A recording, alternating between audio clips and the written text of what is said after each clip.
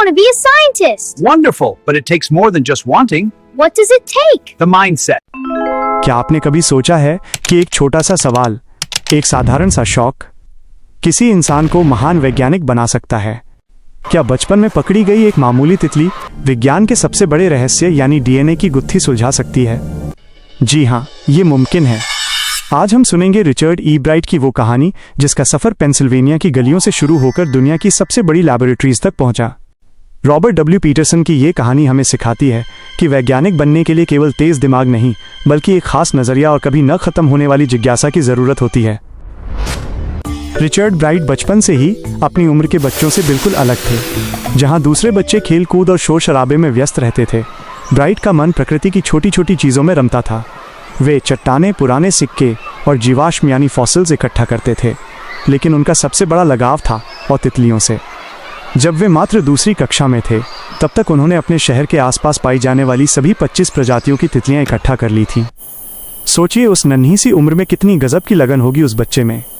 उनकी ये शुरुआती मेहनत ही थी जिसने उनके भीतर के वैज्ञानिक को जन्म दिया। ब्राइट की इस सफलता में सबसे बड़ा हाथ उनकी माँ का था। उनके पिता के गुजर जाने के बाद माँ ही उनकी सबसे अच्छी दोस्त और गाइड बनी। उन्होंने कभी ब्राइट के शौक को समय की बर्बादी नहीं समझा, बल्कि उन्हें माइक्रोस्कोप, टेलीस्कोप और कैमरा जैसे उपकरण लाकर दिए। एक दिन उनकी माँ ने उन्हें एक किताब भेंट की, the travels of monarch x. इस एक किताब ने ब्राइट की दुनिया ही बदल दी। इसमें बताया गया था कि तितलियां हजारों मील का सफर तय करके प्रवास कैसे करती हैं।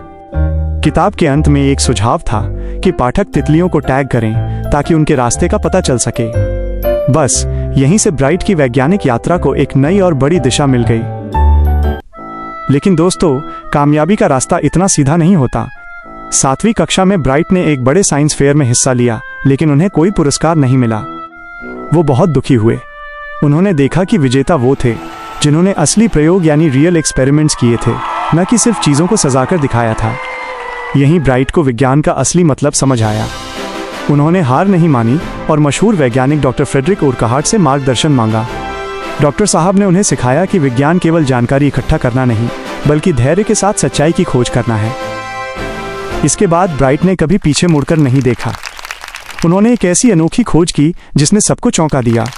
उन्होंने साबित किया कि मोनार्क तितलियों के पंखों पर मौजूद वो 12 सुनहरे धब्बे केवल सुंदरता के लिए नहीं हैं, बल्कि वे एक खास हार्मोन पैदा करते हैं जो तितली के विकास के लिए अनिवार्य है।